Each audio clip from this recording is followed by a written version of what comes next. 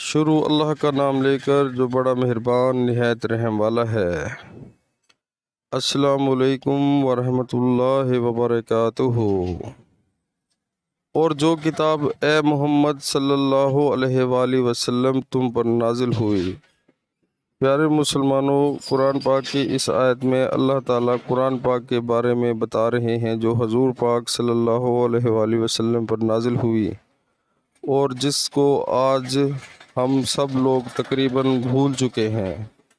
یہ ہماری بد نصیبی ہے کہ ہم جو ہے اللہ تعالیٰ نے جو کتاب بھیجی ہے ہدایت والی، ہم اس پر عمل نہیں کر رہے۔ ہمیں غور کرنا چاہیے کہ ہم آیا کہ اپنی زندگی کس طرح گزار رہے ہیں۔ کیا ہم اللہ اور اللہ کے رسول صلی اللہ علیہ وآلہ وسلم کے حکم کے مطابق زندگی گزار رہے ہیں؟ ہمیں اپنے اندر جھانک کر لازمی دیکھنا چاہیے۔ پیارے مسلمانوں، یہ جو قبر کی جو آگے امتحان آئے گا قبر کا، وہ بہت مشکل ہونے والا ہے۔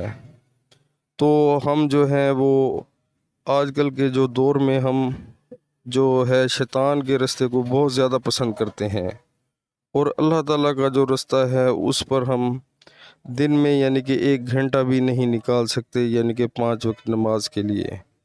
اگر ہم نے میچ دیکھنا ہو تو ہم 5 گھنٹے کا میچ کرکٹ کا لازمی دیکھیں گے۔ اذان ہو رہی ہے تو ہم نے میچ لازمی دیکھنا ہے، اللہ کا حکم نہیں ماننا۔ اور اگر اسی طرح ٹی وی شو چل رہا ہے یا ڈرامہ ہے یا کوئی بھی بے حیائی کے کام ہے تو ہم اس میں انوالو رہیں گے اور جو ہے اللہ کو بھول جائیں گے۔ تو پیارے مسلمانوں، جب ہم اللہ تعالیٰ کو اس دنیا میں بھول جائیں گے، اللہ معاف کریں، تو اللہ تعالیٰ بھی ہمیں بھول جائے گا۔ تو اس چیز سے بچیں اور اللہ اور اللہ کے رسول صلی اللہ علیہ وآلہ وسلم کے حکموں کے مطابق زندگی گزاریں، اور شیطان کے رستے سے بچیں۔ شیطان کا رستہ دوزخ کا ہے اور اللہ کا رستہ جنت کی طرف ہے۔